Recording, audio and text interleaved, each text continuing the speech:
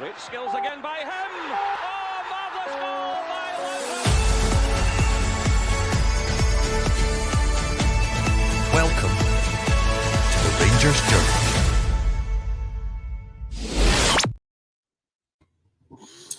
Good evening, everyone. Welcome to this evening's post-match Dundee view. I've got Ryan and Doug with me tonight. Gents, welcome, and I hope you're feeling as good as what I am, but that was probably one of the best 3-0 victories we've had, and probably one of the most boring 3-0 victories we've had at the same time. Would you agree, Doug? Yeah, absolutely. I was just saying to you before the match, I've never been so happy to be so bored in my life. It was a relatively uneventful, no crazy flashpoints, bar maybe one little one, and just a nice routine 3-0 victory. And I'd happily take another however many 20 odd of them, if it means, as I say, we come out with a nice win at the end of the day. Absolutely.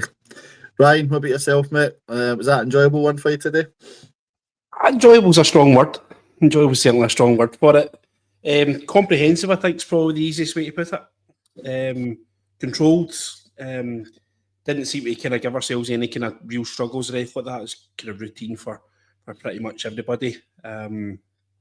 Probably just more than anything else, it shows that Dundee have got a lot of work to do to keep their position in the league. For me, they were quite poor, but obviously you can only beat what's in front of you, and we did it quite well. Absolutely. Thanks to everyone that's watching. Thank you for tuning in. We know when Rangers turn the win, the viewership's normally a little bit lower, so we hope we'll get a good number of people tuning into this evening. A few comments coming up already, which is great. Keep your comments coming in, guys. We're loving the comments already. We'll try and get through as much as we can. We'll touch on other results as well that's happened today. But I just wanted to, before we get into the game, guys, Doug, if I can come to yourself first of all. I said this in the podcast the other day, and I thought that maybe this international break was coming at the wrong time for Rangers, especially if they got a win today and that was 3 in the bounce. Is that the feeling at the moment, do you think? Is it came at the wrong time and they just wanted to carry on and try and get a wee bit of momentum behind them, do you think? I think it's pros and cons. I mean, yeah, I think you're right in that, growing momentum is a important thing and good to do if you can start stringing victories together. But at the same time, one of the most difficult things about being a Rangers manager is, or being a new Rangers manager, I should say, is getting your philosophies and your ideas and your tactics across to the players, because we play 2 times a week most weeks for at least up to January, most seasons anyway. So it's good in that Rolo will get his first real consolidated bit of time with, obviously not all the squad, but the majority of the squad, to maybe start to hone in on a few things. Because I think, one of the things we can say is, we've seen improvements and we've seen things that he's changed, but they're still not quite they're still not quite there. Everyone's still not quite playing to their best. The press isn't quite as good as it could be, things like that. So, it maybe gives them the opportunity to fine-tune some of those things. Absolutely. Ryan, from your perspective, 3 wins to the bounce. People will say that's expected from a club like Rangers. We watched, I don't know if you watched the pre-match and the guys were hosting, and I think Mitch was saying we should go here and show no respect to Dundee, because that's what Rangers should be doing. Do you think we did that today? Yeah, certainly in the first half. I thought we were quite aggressive. I thought we, were far the better team in the first half. I thought the second half, by all accounts, was reasonably even, if not Dundee probably slightly edged it as a better team with probably more chances created. I'd certainly say Buckland was the busier of the 2 goalkeeper. As much as routines were pretty comfortable, pretty kind of business as usual. McCrack has always had a great save from Raskin. Don't want to jump too far ahead, but I felt as if we got the job done in the first half, and it was pretty obvious by the second half. Almost kind of mirrored what Roma did to us on Thursday night, the way that we treated this game tonight. The job was done in the first half, and the second half was just used for legs. But just go back to what you were saying to Doug there about this is a good thing or a bad thing. For me, it's a good thing. If I was Danny Rolo, I'd be looking at this as treating it as a kind of miniature intense pre-season now. I'd be looking at address, where are the players fitness wise? A lot of people have been commenting about the fitness levels of the team, so I'd have everybody in and just find exactly where are the fitness levels of the squad, who needs work done on them, who needs to actually put a bit more in. As far as philosophies, patterns of play, we're losing so many goals from set pieces at this moment in time that we need to kind of tighten that up and actually come up with structures and stuff like that and get things going. I'd be really disappointed if I start seeing things like Danilo sitting on a beach in Dubai in a couple of days' time and all these kind of things, because these guys don't deserve a holiday, in my opinion. They deserve to be worked, and they deserve they're getting paid tens of thousands of pounds a week. They deserve to be here, and they haven't earned the right to go anywhere and enjoy themselves, in my opinion. They're here to work and turn things around. So I would hope that they would have the right attitude to come and say, right, no, holidays are cancelled. We're all in. We're all going to be working. I'm hoping it's going to give the manager also opportunity to actually get a really good look at what he's got in front of him as well, and actually start a wish list for Christmas, a Christmas shopping list for Kevin Thelwell or his boy or whoever it's going to be that's actually recruiting the players there. For me, we're absolutely desperate for a striker, if not two. Majowski's really disappointed me. I thought we were going to get a lot more out of him. Chermiti gives us nothing, and Danilo is, as we know, blows hot and cold at the best of times. That's putting politely for him. So we might even see the introduction of Dujon Sterling back after the winter break, the international break. So for me, it's positives more than anything else. I think is a good thing. And I tend to agree with you, Ryan, as well. It's one hand it has come up a bad thing because it's 3 wins in the bounds, but on the other hand, it is that opportunity, as you say, to try and do something really wee bit different. I think the challenging one's going to be where the amount of players that are going to be out in international duty and it's what he left then to play around with. So I think that's going to be a tough one. But look, as you say, it is a mini opportunity here. Let's try it. Let's see what it can do, and we can see where we end up. Just before we get into the full game, I just want to give a shout out to our sponsors, Bluebells in Puerto del Carmen. Thank you for your sponsorship; it's greatly appreciated. Thank you for everyone that's tuning in. Thank you for all your comments so far. We'll get into it and we'll talk through many aspects of the game. I've got no doubt. Doug, I want to start with yourself, lineup wise. I was being champion for a 4-4-2. Sky Sports certainly put it up as 4-4-2 to begin with, and I think there was a bit of variation in the first half of it. If we go through the lineup, so at the back we had Makoma, the two centre backs, Suter and Cornelius, and then obviously to have it right back, we had Raskin and Diomande in the middle, and then obviously through up the four at the top was Moore, Danilo, Gassama, and Majowski.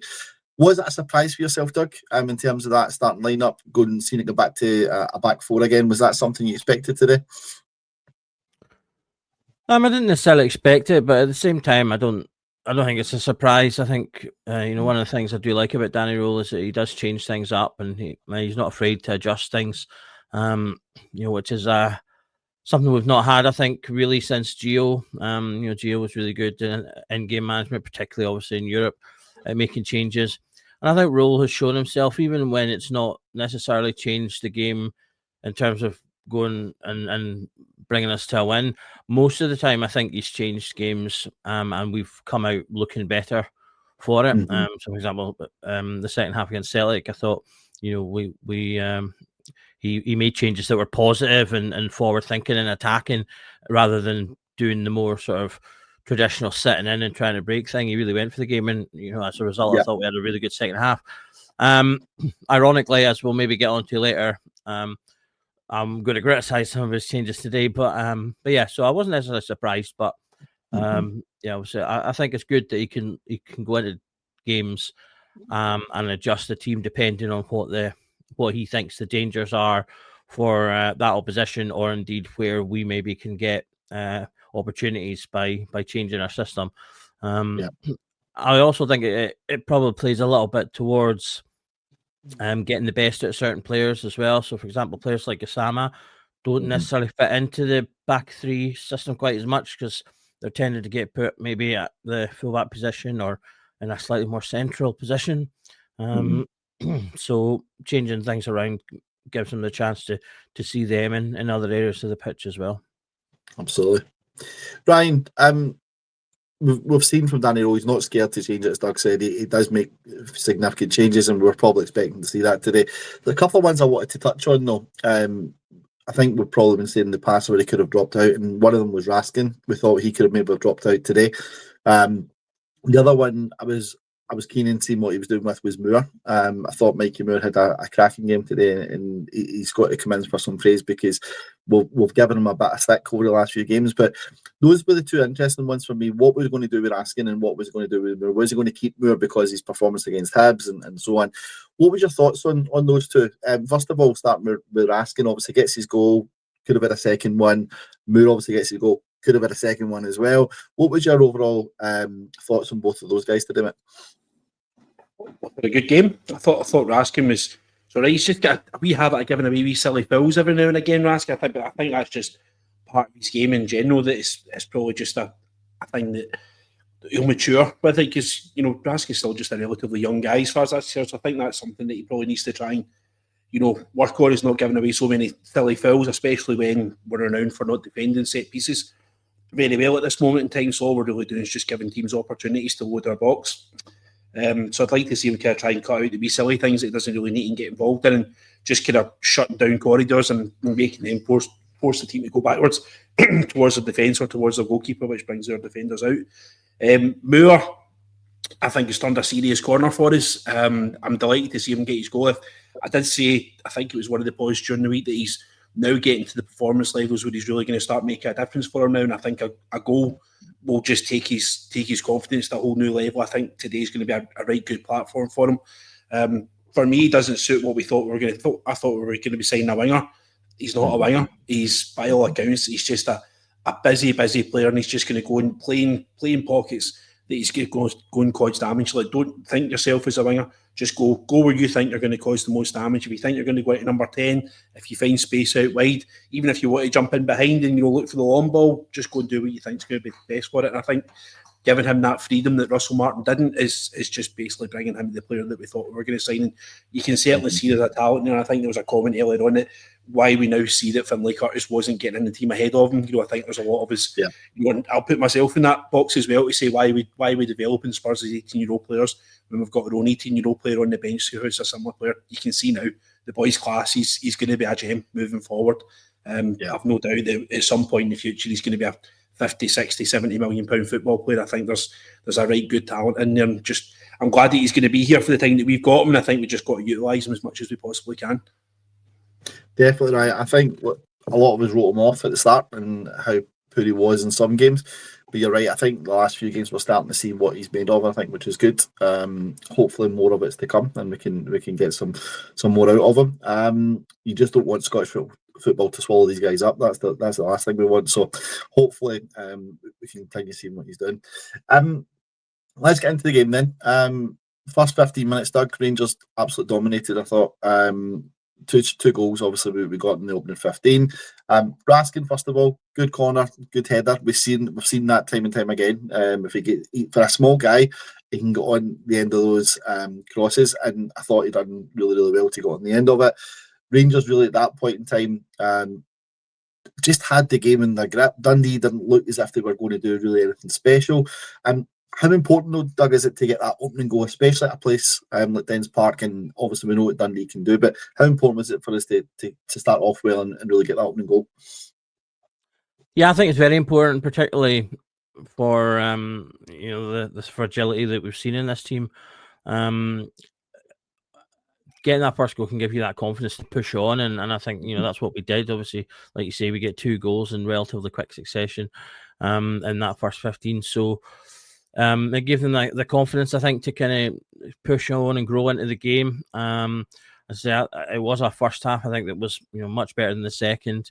And Dundee were coming into this, I think, with no fear in terms of obviously we've not been having a great season. They've already beat one side of Glasgow, so they were I'm sure looking up at the prospect of potentially making or getting a victory over both sides for the first time in quite a long time. I forget they did mention it on the commentary, but I forget the exact amount of time. So that kind of takes a bit of the wind out of their sails. Although I mean, I immediately I'm sure some of the defenders might have been the same. I mean, I was immediately buoyed when I saw that they weren't starting with I've forgotten his name. Is it Murray? Sorry, Simon Murray. Yeah, that's the one. His name's totally skipped me there. The moment I saw he wasn't on their team sheet, I was like, "That's great," because he's been an absolute handful. And I think he's a really good striker for sort of SPL football. So I mean, I was pretty buoyed from that point straight away. And like you say, I thought the first sort of 5 minutes were a little bit bitty, kind of getting in and about, back and forth. Both teams had a little bit of chances, but then, like you say, we get that early goal, that kind of tabbing your corner into Raskin at the near post. It's becoming a repeated move I've seen throughout this season. Raskin's gotten a few heads to that. I think he scored at least one other header from that. Curtis's goal against St Mirren comes from him heading it down from a corner. So something, I think that's obviously something they've worked on from maybe last season, after seeing Raskin's got a bit of an ability there. Absolutely. Ryan, one thing I really liked was the intricate 1-2 passing today. I thought in the first half especially we done that really well, and we'd be able to work some spaces in there. Something different from Rangers, because normally when it's not working they just go wide and they'll try and force it from the wide channels. But today I thought we went a wee bit more direct. The second goal comes from that intricate 1-2 passing, which was really good. And Mikey Moore obviously took his goal well. I think he's took it with the inside of the foot, and he's given the keeper the eyes, which is good. But I thought it was a really good finish by Mikey Moore, especially in the fact he hasn't been high in confidence, but he took that goal well, would you say?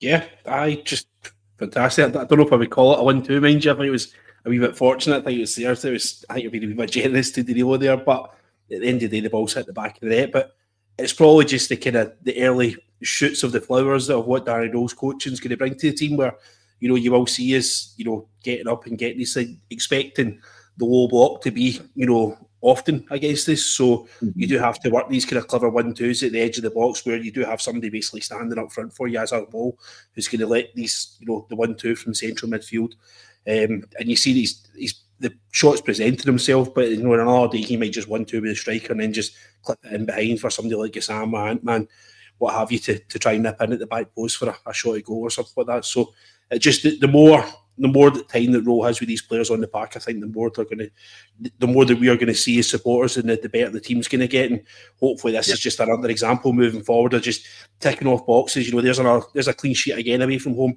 We've got one in Easter Road. We've got another one today. We haven't had one the calendar year apart from these last couple of games. So let's just keep ticking boxes. Let's keep all these horrible records that we've managed to get ourselves involved with. Let's just keep getting rid of them. Keep moving forward and just keep taking positives, moving on. The old cliche, each game as it comes to mind, but let's just keep going. Let's think about, is it Falkirk the next game at home? Yeah. Hey, sorry, Livingston. Sorry. Yeah. Livingston, yeah. So the Braga game, I've no interest in it at all. European football for me is more just a distraction than anything else. We need to focus about domestic football, and let's just bring our pride back. Let's just keep winning games domestically. European football will be what it will be. I don't expect us to progress at this type of competition. Part of me almost doesn't want us to progress because I want us to focus domestically. Obviously, I don't want us to get a complete embarrassment at all right face in Europe. I want us to show pride and show a bit of fight and stuff like that. But if you ask me, would I take a win domestically or win in Europe? I take a win domestically at the moment. I agree. I 100% agree with you, Ryan, on that one. I think Europe will now be not the focal point, but it will just be the sideshow. I think that Rangers can do without at this moment in time. So no, I absolutely agree with you.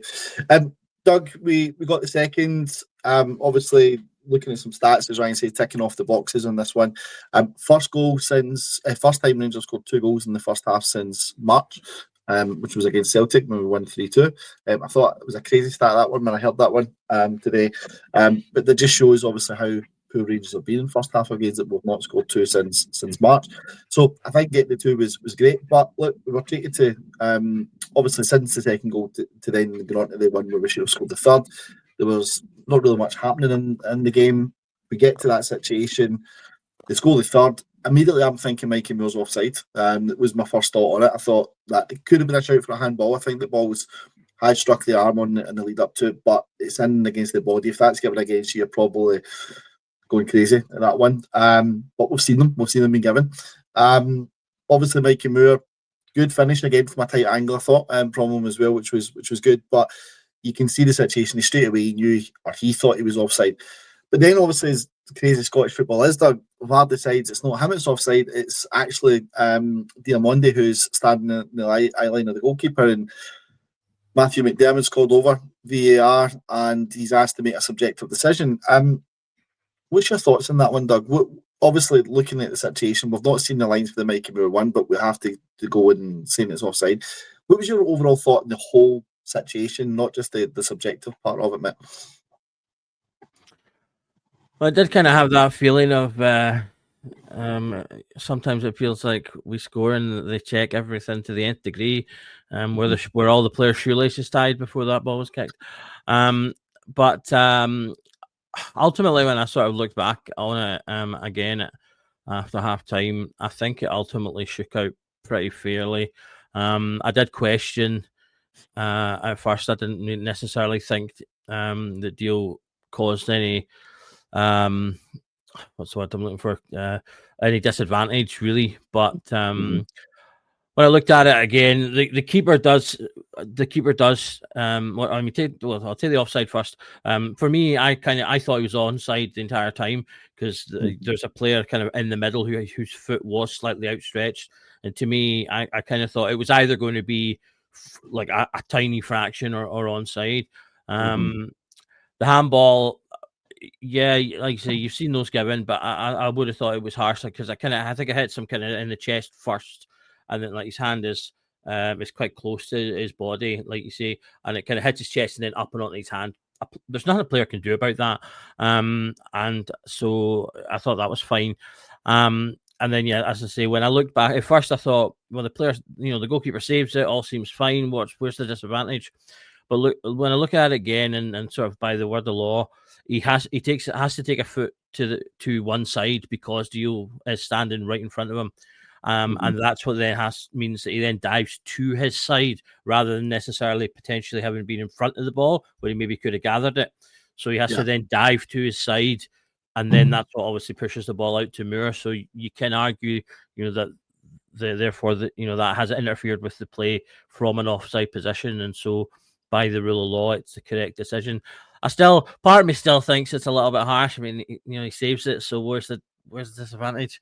But yeah, as I say, by rule of law, it seems like it's a fair decision, and just unfortunate. Just unfortunate the way it ruled out, because I think Moore totally deserved to have gotten a second goal for his performance. I think you're right. I think that Moore did deserve the goal for me. I think it'd have been good to get that goal. Brian, probably because of the situation, we've came away obviously with the 3-0 win, right? And we'll talk about the changes at half time, second half in a wee moment. But just if I can stick on this situation, I just felt whoever was going to get that next goal after the second one for me was so important. Now, if Dundee had went and got that goal at the start of the second half, I think we're talking more about that decision there in terms of what's went on.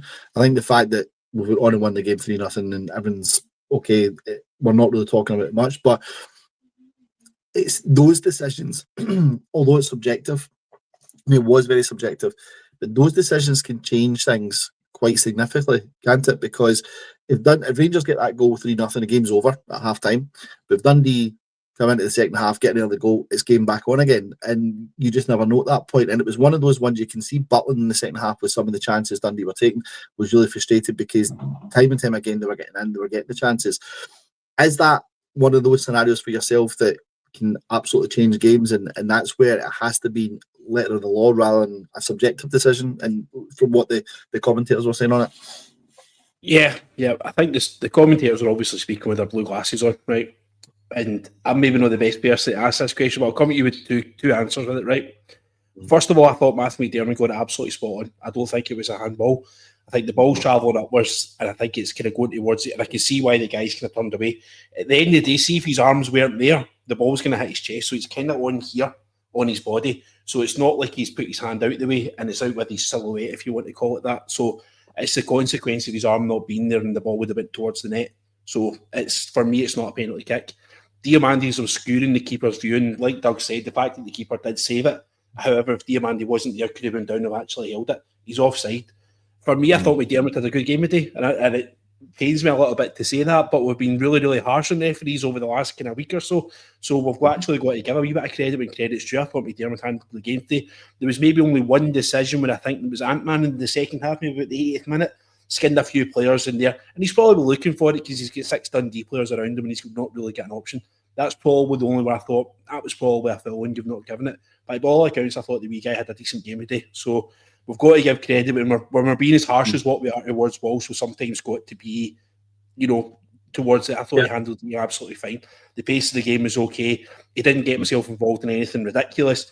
He went across. He's looked at the VAR. He's agreed with probably the fact that Clancy's taken him to the screen probably suggests that Clancy does think it's either a penalty kick or a goal. Mm-hmm. Yeah. But for me, I thought he's got it wrong. But to answer your question, the way that you're asking me about it, it probably kind of sums up that at this moment in time, we still don't trust Rangers to look after a 2-0 lead. Now, when most teams go 2-0 up, if you were a better team, if you were Arsenal, you were Man City, and you went 2-0 up, you would expect you would look at it and go there. Most bookmakers will actually give you your odds on the game when the team goes 2-0 up because they believe that the game's over and done with. But our kind of anxiousness and our nerves with this, still, we're not over. We're probably still get the Russell Martin scarring on us where we don't actually believe that 2-0 is safe. We don't have enough trust within our team and within our players to look after a 2-0 win. But as we've seen the second half today, maybe we should start to learn that trust and start, looking to what our players can do when they are starting to do things and we're questioning the substitutions and stuff. Like maybe we need to start trusting the process and trusting the manager a bit more.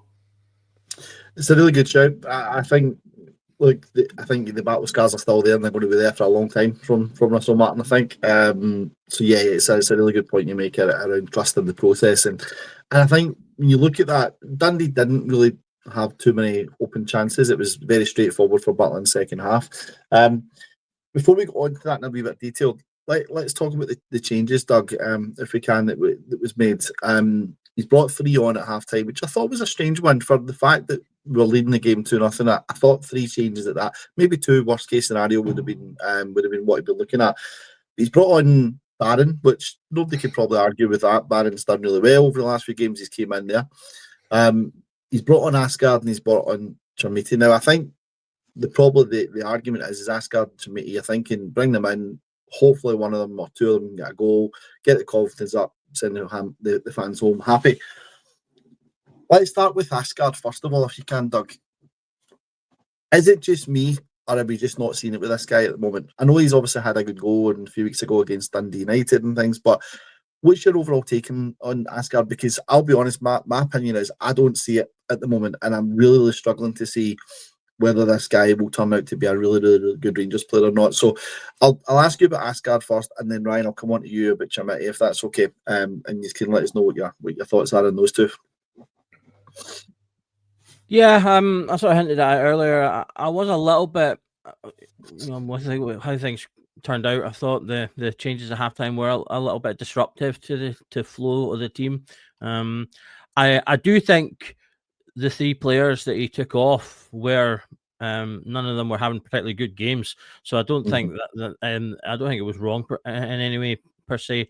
But I'd maybe have made one change. I'd probably have taken off Miovski and then waited and given the other 2 the first 10. You kind of often see players getting the first 10 minutes and then you start seeing changes. So I'd maybe done that. But in terms of Asgard specifically, I mean, I personally think he's been slightly better than I think a lot of people are a lot of people are kind of throwing. Well, I mean, a lot of people think that pretty much all of the players we've signed have been, completely rubbish from beginning to end. But I think he's been fine. But I do think we need to be getting more out of him. And I think I was looking to for more when we first signed him, and I sort of looked at him and went, okay, yeah, he looks like he could be a decent player. I think he needs to be a bit more physical. Sometimes it feels like he kind of just gets pushed off the ball a bit too easily. Sometimes he loses the ball a little bit too easily as well when he sort of turns with it. But I mean, there's obviously some ability there. He has moments. He had a couple of moments in this game, and obviously scored a great goal against Dundee United. And indeed, is it him that had the assist for one of the goals as well? So there's obviously something there. He's contributing to games, and I think he has contributed mostly to games. But I do think there's more to go, and particularly because he occupies one of those creative roles. And that's been one of our Achilles heels for a number of years, is players basically being a lot like that, being kind of fine, but not having just that little extra, not having enough output to really affect games. And it's games where we struggle, or where we do, like, say, maybe we're at that point where we're 2-0 up and you just need that third to kill things off. That's when you want those extra players to really be making those differences across the season. So, yeah, for him, I want to see a little bit more in terms of creativity, and then also a little bit more in terms of output. He needs to get some of those, get some more goals, get some more assists, and just try and affect games a bit more. And so, like Ryan was talking about fitness over the international break. So I think a player like him, if I'm Danny Rule, I'm looking at him and going, right, I'd like to see you hit some weights over this period, and try and bulk up a little bit, get a bit of muscle, and try and tackle the Scottish game on the physical level a little bit better. Yeah, totally agree. I think Doug, for me, with Asgard, I think he's got the talent. He has. You've seen it at previous clubs he's been at. Some people are saying he needs to lift his head, and he's good on the ball and things. I just think he looks a bit slow, and sometimes when the play goes through him, he slows it down, and any good chances we've got, he can take it away. So it's a really interesting one for me with Asgard, because I really hope he does come good. Like Mikey Moore is starting to shine at. I really hope we can start to see that from Asgard as well. So hopefully we'll get that over the next few games. Ryan, just coming on to the man himself, which is Chermiti. He's obviously coming in for a lot of criticism from Rangers fans at the moment. And rightly so, I think, for an £8 million price tag for not scoring as many goals as what he scored. I think he scored one here at the moment. You can understand where the criticism is coming from. But I think today, if I can, there's a couple of things that I want to touch on, Ryan, if you could. The balls up top to him. I counted maybe 5 or 6 balls getting thrown up the top, and he's headed every one of them on. There's just nobody been there around it. And I thought he's running and behind was pretty good. Okay, he's run out the park, one he's taken a shot and the keeper saved it. But what was your overall thoughts of Chermiti today? And is he a player that, obviously, there's been talk around him going out and loan to Braga as such in January. Is he a player that should be staying here at Rangers and really fighting for his career rather than getting pushed out, especially with that price tag hanging over him as well, mate? Yep. I'm going to try my best to ignore the price tag, mate, if I can, right? Because the price tag isn't necessarily the player's fault as such, right? You've got to look at the fact you've got a young guy there. How old is he? 20, 21? 21, I think. 21, right. So he's a very young man still, and he needs to find out as a footballer, what is he good at? What kind of footballer is he? And he's still very, very raw, and he needs a lot of coaching. Now, I don't think we're the right club for him, and I don't think us spending £8 million, I know I said I would just ignore that, right? But I don't think us using all that money and bringing him in as our focal number 9 striker was the right thing to do, because he's clearly not ready for top flight football, right? So I think we've made a mistake in signing him. But anyway, he's here now, right? We need to find out what he's good at and how we're going to use him as a football club, right? If we're going to punt the ball up to him and we're going to rely on flick-ons, like you said, we need to get people closer to him. If we're going to get him so that he's the player that we put the ball up to and he holds the ball in, then we need to teach him how to control a football, because at this moment in time, he's got to touch that set of railings, right? Everything he touches, there was probably about 4 or 5 times I noticed there was one that he chested the ball and it's literally bounced off him. And he said one that's been up front, he's chested the ball inside the box and it's just ran out of play. There's one that he's then lost control of the ball and he's trying to wipe the player out. So we've got to work on the guy. We've got to get better coaches around him and actually work on him. And he's got to apply himself to that process as well. If he wants to make it as a footballer, whether it's Rangers or if he wants to make a career and earn money playing football, he needs to apply himself to this process, because at this moment in time, he's just simply just not ready. The physical side of it, he's huge. He's a man, right? He's got all the physical attributes to go on and be a right good player. But, he's probably just an athlete first at this moment in time and a footballer second. So we've got to get the right people around him. He's got to work on this. He's got to work in his time on the park. He's got to be watching players. He's got to be watching old videos back of guys. There's 2 guys in particular who I would like to see will get in to work around him, right? We spoke to Duncan Ferguson during the pod last week. If we're going to get him to be in and be this kind of target man, there's no better person that can come in and teach him how to be a target man than Duncan Ferguson, and teach him about the passion of Rangers and blah, blah, blah. Regardless of what happened with Duncan Ferguson in the past, whether he would be able to come back in and do a wee bit of work with Rangers on some sort of fixed contract basis. Another guy I would like to come in and work with him when he's finishing is Jermaine Defoe. So if we can get two guys like that who are Premier League strikers, who played in the Premier League for years and years, who are affiliated with Rangers, who know what it takes to make it at Rangers. Maybe Duncan Ferguson didn't quite make it. Maybe that's a bad example. But two guys that would come in and work with him and hopefully get the better out of him and then deliver him back to Danny Rose saying, right, we believe that we've increased his finishing. So if the opportunities do fit in front of him, then that's it there. But at this moment in time, it's too raw. We now need to go out and sign probably two strikers in January so that we can stick him to the side because he's not going to be the striker this year. Yeah, and I think we've probably seen it with Hamza Egeman. Hamza Egeman, although he was a fantastic player and he's probably going to go on and have a fantastic career, he wasn't Rangers' first choice striker last year. So why have we brought in this development project and shoved him right up front when we didn't do that to Hamza Egeman? It's not fair in Chermiti as a guy. You know, if we were getting a bit more out of Majowski, which we should be getting a bit more out of Majowski, he's the experienced one. He's obviously been successful at this level. But it's fallen on Chermiti and I don't think it's necessarily fair on the guy. But everyone is going to point the finger at the price tag and all the pressure is going to be. He showed up at Ibrox on Thursday night with a hood on, with his hands in his pocket, with his shoelaces weren't even tied. It's wee things like that you need to get to and say, mate, get your hood off, get your hands in your pocket, get your shoelaces tied. You're here to work tonight. We're playing a European game tonight against Roma. Get yourself sorted out. So it's wee things like that. It's attitudes and behaviours that he needs to sharpen up himself personally as an adult. But we'll wait and see. Professionalism though, Ryan, isn't it? It's just being professional, turning up for your work and ready to do a job. And I think at a club like Rangers, that professionalism shines through more than anything for anyone. Because he probably just doesn't know how lucky he is. Yeah. He probably just doesn't realise how lucky he is, and he maybe needs a couple of guys to come in that maybe internationally recognises something and go like, do you realise how lucky you are to be playing this football club with number 9 in your back?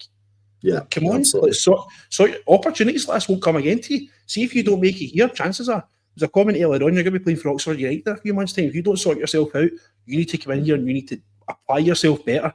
You need to get yourself out your wee sulk and throwing your toys out and cupping your ears when you score and stuff like that. You've not earned the right to cup your ears when you score in front of us at the Copeland Road. Like you need to sort yourself out and applying in your wages first, pal. Absolutely. And Neil McCann said it during the commentary. He said the amount of players that wore that number 9 jersey and the boots he's got to fill on the back of that is incredible. So, yeah, no, and I think now, look, I'm trying not to be too critical of the guy, right? But at the same time, it's everything that's getting shown at the moment. He's not showing any greatness at the moment with it. I think look, you made a really good point, and one I wanted to touch on Majowski as well. You'd mentioned there, Ryan, around we're probably going to sign two strikers in the January window, and I agree with you wholeheartedly, right? But Doug, I would like to bring you in on this one as well. Is Majowski a classic example of it's not a guarantee to work for you? Because right now, Majowski is, let's be honest, he's not any better or any worse than what Chermiti is at the moment, right? And Majowski's played at this level. He's played in the league. He knows the league, and we know that Majowski can score goals, but it's not happening for him at the moment. Is this the risk that you take when you go and spend, whether it's the 3 million that was the rumour on Majowski, whether it's the 8 million it's on Chermiti, whether it could have been a free for Shankland or whoever it could have been, you're not guaranteed that somebody's going to come in and play and score the goals. So what does Rangers look for, Doug, when you come to January? Because I'm struggling at the moment to think of players that could come in there, right? In our price market, in our price range. And Ryan, I would like to get your points on this as well after Doug. But who would be the ones that we could probably come in there and say, these are your guys that are going to come in, give you an absolute shift in there up front, and is going to get the goal for you as well? Who would be the ones that you would see in the top of your mind for that one just now, mate? Well, I mean, it's the problem with football. There's no guarantee when you bring in any footballer. I mean, you wouldn't have said, if you looked back at Desser's record prior to him coming in to the club, you'd never have said he'd have scored as many goals as he did. Now, whether or not you think he should have scored double of what he did, his record was okay, but in spots at certain clubs. So he looked like he was going to come in, be okay, and I think he turned out better than his record states. I mean, if you look at Majowski, obviously we talk about him and for his period at Aberdeen, those 2 seasons are really the only good seasons he's had in his career, and he's been playing since sort of 2016-17. And the majority of the time he's prior to Aberdeen, he'd never gotten more than 10 goals in all competitions in a season. So it's possible that that was his 2 great seasons. I think it's perfectly feasible Dessers will go on and never score as many goals as he did when he was with Absolutely. us. And it's possible that Miovski, that was just his 2 seasons. You get players, particularly players that maybe do move around a lot, like sort of, I think sort of Miovski has, and like a Dessers has. You tend to find a lot of time these players do just they hit a club that things just click for them, and they'll do that. Mm-hmm. So in terms of who do we bring in, I mean, as I say, it's difficult. Obviously, a lot of people were really keen on getting someone like Lawrence Shankland. I think that boat has long sailed and been back and gone off again multiple times. And I mean, he's sitting at the top of the table, albeit they've drawn today. But he's sitting top of the table, looking like they're the possibility of creating Scottish history. So you're not getting you're going to have to do well to pull him out of that situation, Rangers fan or not.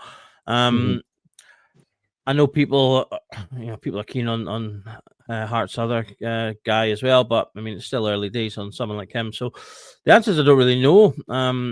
There's nobody that immediately comes to mind that is both available and within our price range. I know a couple of players that I think are too expensive. I know a couple of players that you could sign, like maybe like a Kieran Bowie, that we're never going to be able to get in January. So that's where Kevin Thelwell has got his work cut out for him, because he's in a club now where he's pretty much universally disliked, universally wanted out. Obviously, people saw all the banners and things that were on the Roma game. And if he's got any hope of turning that around, the start will be by finding those players that we currently don't know, and bringing them to the club. They obviously said that they're going to be shopping on a broader market than just sort of down south. So I think that's what we'll need to see in the January, is them looking into these broader markets and finding some gems that can necessarily do what Ryan's saying and get goals, because we're really struggling. You talked about the surprise that we hadn't scored 2 goals in the first half since that Celtic game. It's really not that surprising when you thinking about how poor we've been and struggling to draws and 1-1 draws. We're not scoring goals. And our problem before this season was that we didn't score enough goals, and we relied too much on Dessers, too much on Tavernier.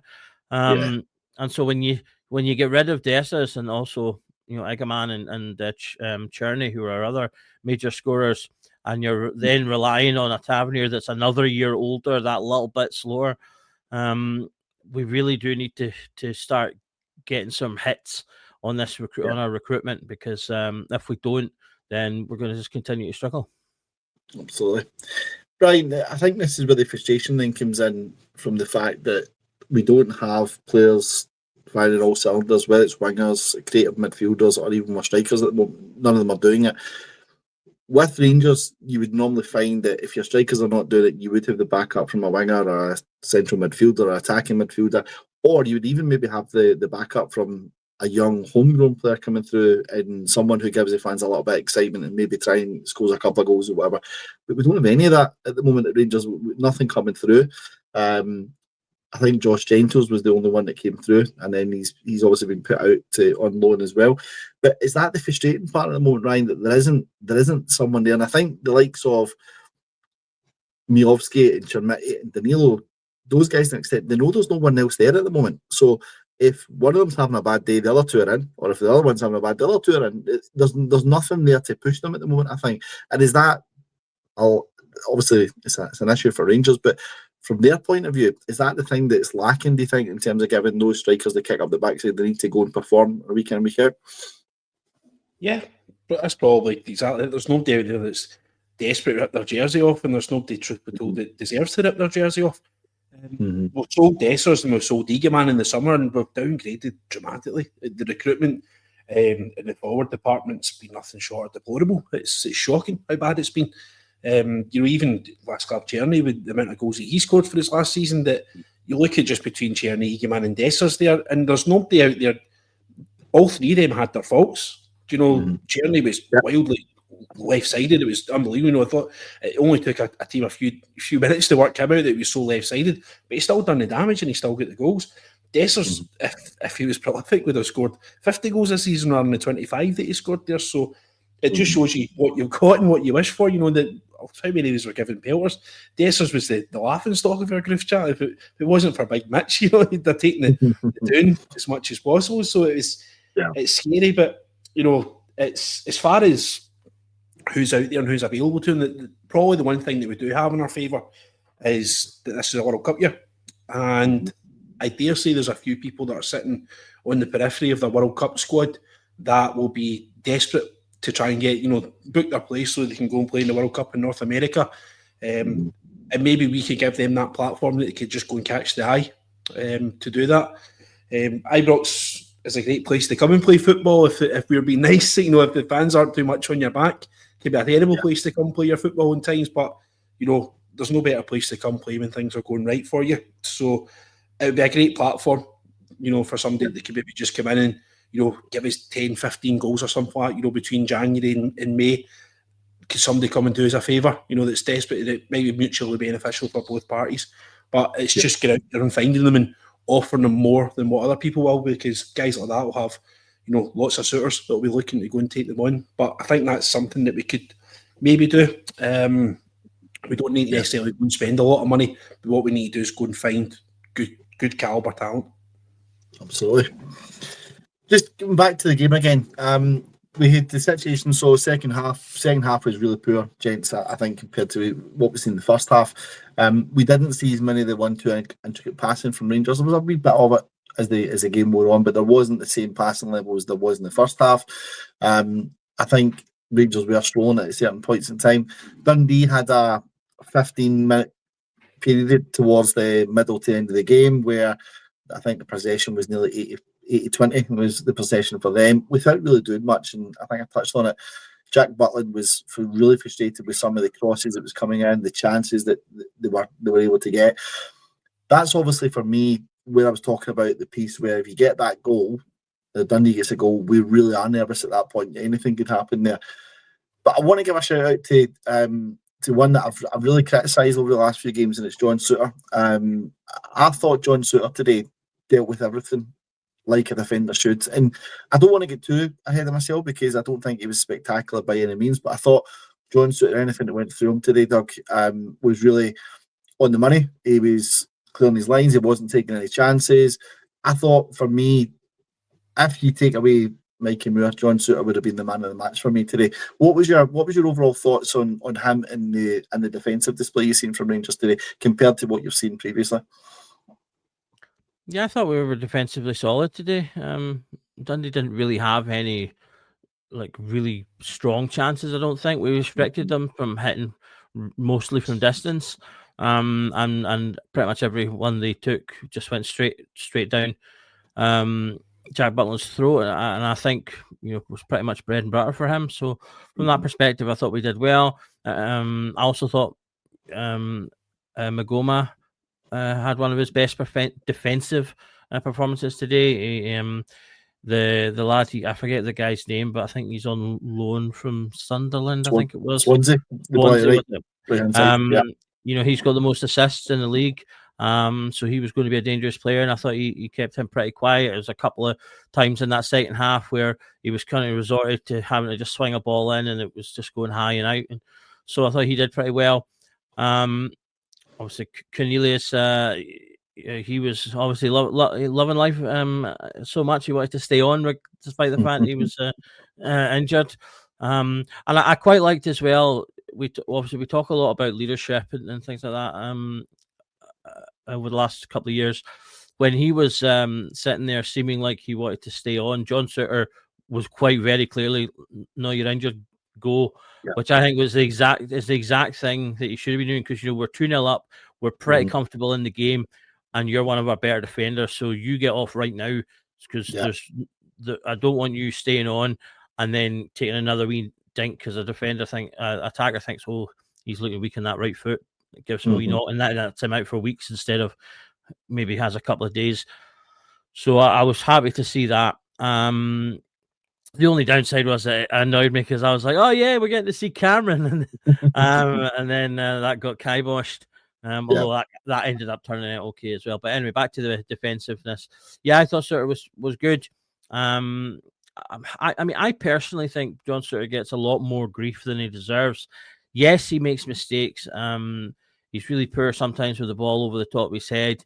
He can lose a man when he's got someone that's a little bit more sort of got a clever movement about them, as we saw against Roma. I don't think he's the best defender in the world. I do think that ultimately we do want to be looking at better, but particularly, when he has someone solid beside him, I think he plays better. And he does have a skill set that he's very good at. A lot of people talk about the sort of the siege defender kind of thing.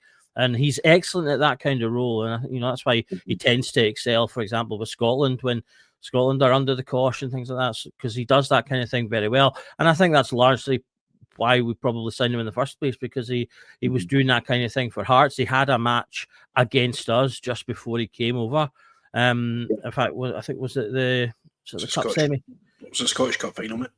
Final, I couldn't remember. I think it was the final or semi, where he had an absolutely excellent game. And that was sort of that exact kind of thing. So I do think he has skill sets there, and he does do reasonably well.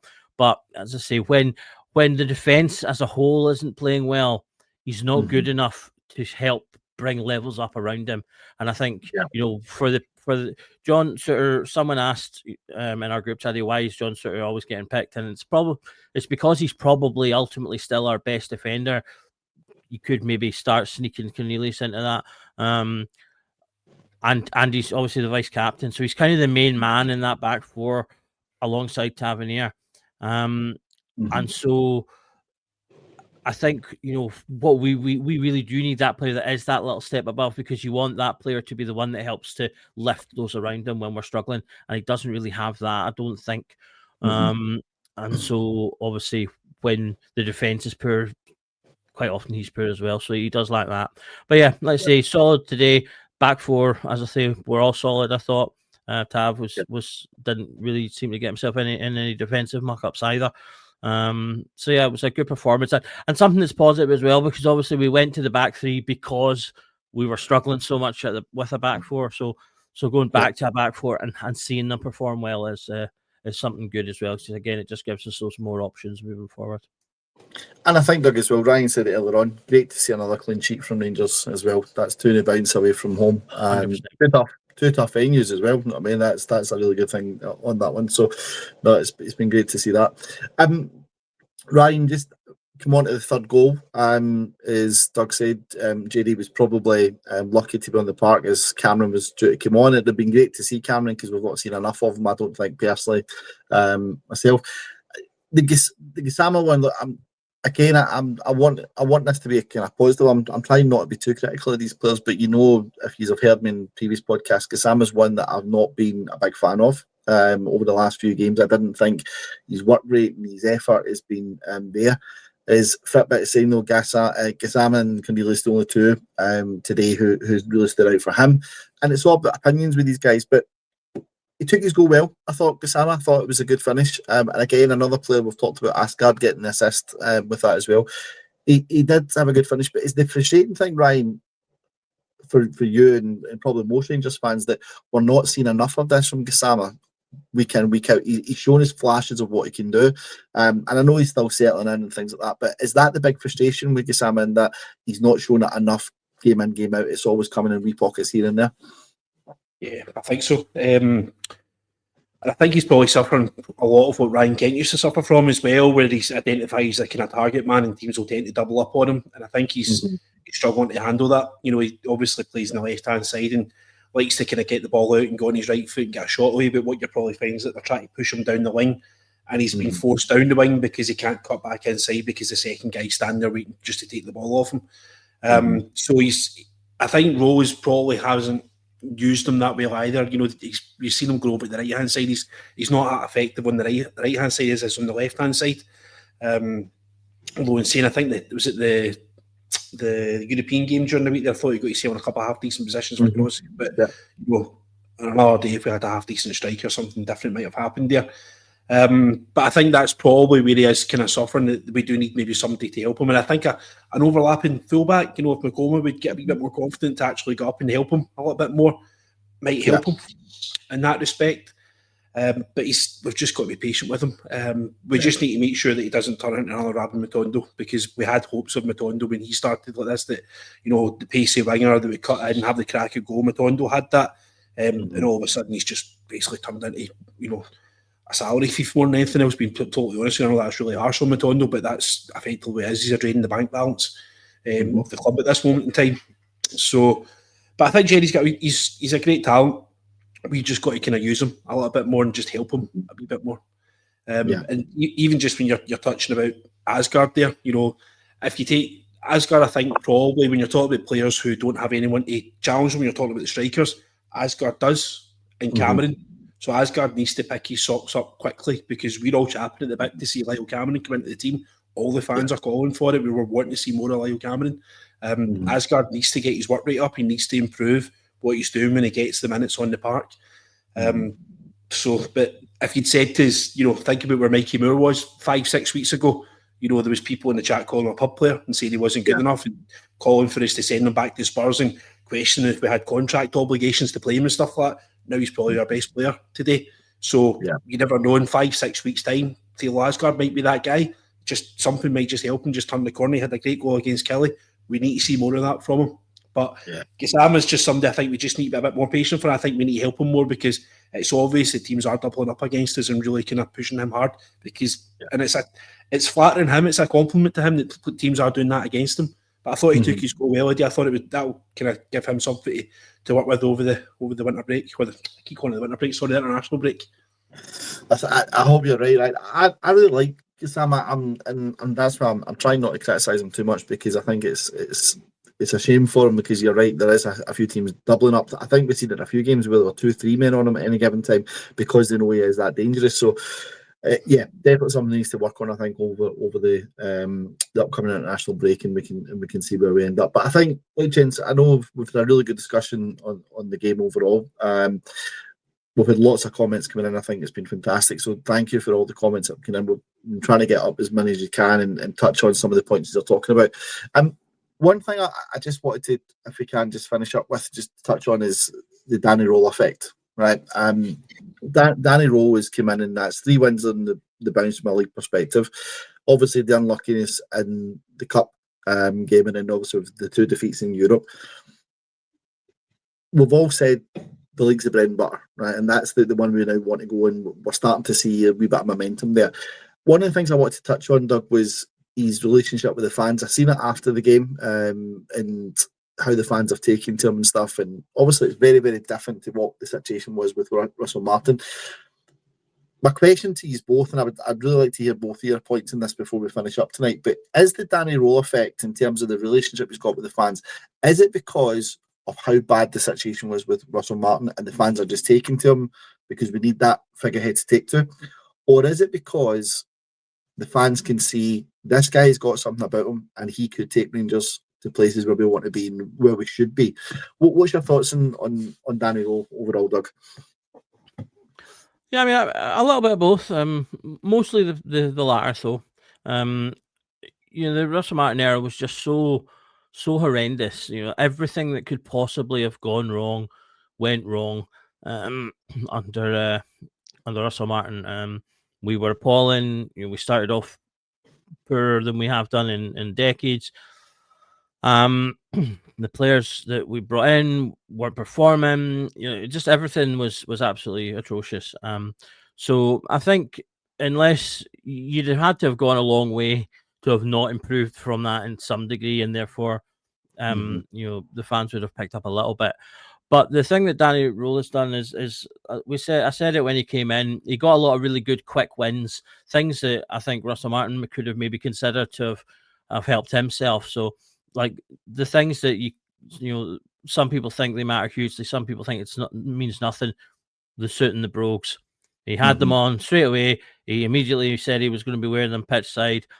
Little things like that. So, like I say, some fans couldn't care less about what the manager wears, but for some people, those things matter because they represent the tradition and they represent the heart of the club. And that's what obviously most of us feel is missing right now. Our club is not the club that for a lot of us we've grown up with, and that's what we're trying to recapture. So that represents those. So he got some quick wins with little things like that, but then also he said the right thing. So that's an easy thing I think to do as well when you come in. He talked about win first and play good football later. And then he's backed that up by winning football matches. Obviously, he's not winning every football match, but you've got to give him time to work up to that. And then there was the things like going up and engaging with the fans after matches. The first match at Bran, which was like really poor. Despite the fact that I genuinely don't think there's a single person that was attaching that result to him in any shape or form. Because he'd been in the door about 5 seconds, but he still took responsibility because he's the man. He nonetheless was the manager, and so he went over and he talked to the fans about that. He engaged with the fans at the airport at that incident with Farewell. And then he's backed that up with what you said there about you can see changes happening. You can see him doing things differently. And that's what we were crying out for under Russell Martin, because Russell Martin was doing the same thing over and over and just finding new excuses to not change it. Whereas, Danny Rule came in and immediately went, we're struggling with long balls over the top. I'm going to move to back three. Straight away, he was like, there's a problem. Here's a solution, or at least a potential one, and put it in. And lo and behold, we immediately looked a bit better defensively. And then you've seen him try different things since then. We went back to back four today. He's recycling around players, not necessarily maybe all the players we like. As I say, we've not maybe seen, for example, Lau Cameron as much, but you can't cycle everyone all the time. But he's cycling through players, giving people minutes. Danilo came in from the cold. We started to see Giga again. So it's quite obvious that he is giving players chances to impress him and to say to him, you should play me. He's given them a couple of games, and then if they've not performed, he's maybe brought other players back in. So you see him doing things. And I think that's a big thing. When you're a new manager in the door, not everything, we always say, win every single match. But realistically, we will allow for hiccups to occur if we can see that process. That happened with Gerrard. Gerrard took 3 years to get it right. And there was a tipping point where it might have not quite got there, but ultimately we could see things happening. He also had quick wins. He looked the part, he sounded the part, and he started to develop the team. We started beating Celtic, and not just beating them, but beating them convincingly. So people gave him the time. And I think if Rowe continues to show that, then people will continue to give him the time. Almost that entire 90 minutes, I think the fans were just singing Danny Rowe the entire time. And so to go from our manager needs a police escort away from the ground to practically 90 minutes of having the manager sing his name, I think it really just shows you can make quick differences. And I think this is something that we sometimes maybe need to keep in mind about the team itself. We don't necessarily have to throw the entire baby out with the bathwater. Rowe will be able to get things out of players that wasn't being gotten before. So Mikey Moore is the early example. Hopefully, like Ryan said, I think it was Ryan that said, we'll maybe see that from Asgard in a couple of weeks' time, or other players. There'll be players over the course of the season that will improve. And so if we can just get the right additions, so like you say, at least one striker that can get regular goals, maybe a defender, another defender that can shore things up a bit, then you'll start to get the better out of players around them as well, and you can sort of make that team better. And I from the early stuff that we've seen, as it stands, Danny Rowe has given me the confidence to believe that he can potentially do that. Ryan, just as Doug said there, the confidence is there from the Rangers fans, I think, in Danny Rowe, and it's good to see. I touched upon Danny, the reason for it being because I liked the way he interacted with the fans at the end of the game, and I've liked the way he's been doing that. I thought he took a bit of harsh criticism from Chris Boyd in the Sky Sports studio, both for his half-time antics and then for what he's done at the end, which I thought was a bit out of order from Chris Boyd, if I'm being honest, because I think the guy's just trying to get those quick wins, as Doug has said. I'll give you the last word on Danny and what we can bring to Rangers. What's your overall thoughts, and how impressed have you been with him up till now, mate? I think he started well. It's apparently obvious and abundantly obvious that Danny Rose learned his trade at the top of football, whereas Russell Martin learned his trade at the bottom of football. Russell Martin, by all accounts, in my opinion, was blagging it as a Rangers manager. He was winging it week to week, and it just was never going to work. But it's working. It's there, and he's basically he's doing the right things. Obviously, things like the suit and the brogues and all these wee things might not mean a lot to some people. It means absolutely everything to some others. So just put the suit and the brogues on. Just eliminate the silly thing about it. Just put them on. It doesn't even really matter. There's a comment there that it doesn't matter if he's wearing a mankini as long as Rangers are winning. I'm cool with the mankini as well, by the way, as long as we're winning, right? It doesn't matter, right? But just put the suit on, mate, because don't see you're sweaty and all this kind of crap. Just don't patronise us. Don't talk down to us and don't lie to us and tell we're playing really, really. He's cut away saying that was great. We just scored a last minute goal against Livingston, who's given us 3 stands to go. It's like all these teams that we should be absolutely, rolling over the top of. Excuse the pun, but it's all these kind of ones that he's just doing the right thing. He's got the right body. He's getting into the media. He's not causing loads of stupid, insane, daft things in the media, talking about his mum and all this kind of crap. But, he's doing absolutely everything that Russell Martin, should have done.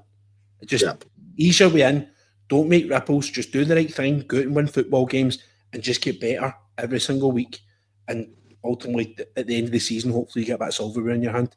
I do, however, think that he picked the wrong team in the semi-final. I wouldn't have played his defensive what he's did. I just felt that the team that he did play, without going over old rope, I just felt that the team he played invited them to come on top of. He's playing 5 defenders at Hampden, just invites the team to come and play in your half. I do believe that it was an opportunity with Gassama, that if he played Gassama on the left-hand side, we could probably get Ralston and go at him a little bit quicker. So I don't believe that he's, invincible. I don't believe that he's, without fault. He is going to make mistakes, and we have seen games that we have made mistakes in. We did lose 3-0 against Brian, which is not a great result. No fault of his. Point out, we haven't laid a glove on Roma at Ibrox. Years gone by, we were sitting there thinking we would at least have challenged this team a few years ago. We were in a European final just a few years back, and we're getting so he's not without fault. But see if he keeps winning games domestically, and at the end of the season, we're basically in the ring. At the end of the season, I would be happy with what he's doing. But he just needs to keep doing what he's doing and just keep plugging away, doing his business and doing his business well. And hopefully the club back him. Hopefully he's given, if he goes into the boardroom and says, I need 2 strikers, I need another left back, I want a better centre half, hopefully they give it to him, because if they don't, they might as well just see themselves out the door. They've admitted the mistake. I think Kavanagh turned around and says that he recognised it, he owns it and he fixes it. Right, well, you've recognised your mistake, you've owned that you fixed it, but part of fixing it as well is also tooling up the new manager. So make it happen, please. And look, another positive, Ryan, for today would be the gap's been cut on the league leaders who drop points at home. This is maybe where they're going to start to find it a wee bit difficult in terms of being those pace setters and everyone's chasing. I don't want to get too much into the numbers because the numbers are still quite big at the moment, but another positive, would you say, in that sense, I think, Ryan, in terms of it's another 2 points cut off the lead? Yeah, yep. I think there's certainly key players at Hearts' side of things. Braga and Shank Wonder, obviously, key for them. They're the kind of big two, and everyone's kind of raving about them. If either of them get injured, then you start seeing it. Hearts could effectively be that old house of cards, and you start just pulling the cards out, and it's just start falling apart. So we just need to wait and see. But listen, I'm happy for Hearts to be doing what they're doing. It's refreshing for Scottish football that somebody else is actually coming out and upsetting the big two and actually coming and doing it. Do I want to see them there at the end of the season? Absolutely not. I want to see us there at the end of the season, of course. Yeah. But it's great and it's refreshing, and it puts a more of an onus and a bigger challenge towards us. And hopefully that it's all about, we don't need to necessarily rely on no firm games to win the league. We need to win no firm games. We want to win the league because there's other teams in the league that can actually go out and do damage against the other team from the other side of the city. Absolutely. Well, gents, thank you. Your insight, your passion, your knowledge about Rangers is second to none as always. And your updates here tonight to everyone that's watching, it's been fantastic. So thank you to you both for your time and your efforts this evening. It is greatly appreciated. Thank you to everyone who's put the comments in. Some of the comments have been fantastic. It's been great to see you all. It's been great to just come on after a victory and really talk about some really good stuff with Rangers again, which has been brilliant. I've not done too many of these my time with the Rangers Journal, so it's great to do this. And obviously, folks, we do this for you guys, and we wouldn't be able to do it if you're not tuning in. Is what I'm saying in that. So thank you very much for your support and for coming on tonight. Thank you to our sponsors and Bluebells, Puerto del Carmen, Lanzarote. Greatly appreciated as always. Look, to sum up, we are going to the international break. 3 points, 3 wins on the bounce for Danny Rule. The Rule train keeps going, and let's see what we can get after the international break. During that time, there'll be lots on here in the Rangers Journal. Lots of content still to come up next week. There'll be loads of shows on, loads of discussions to be taking place. So please tune in when you can, folks. But again, thank you to everyone for tuning in. And just remember, folks, every night is the Rangers Journal night. Thank you.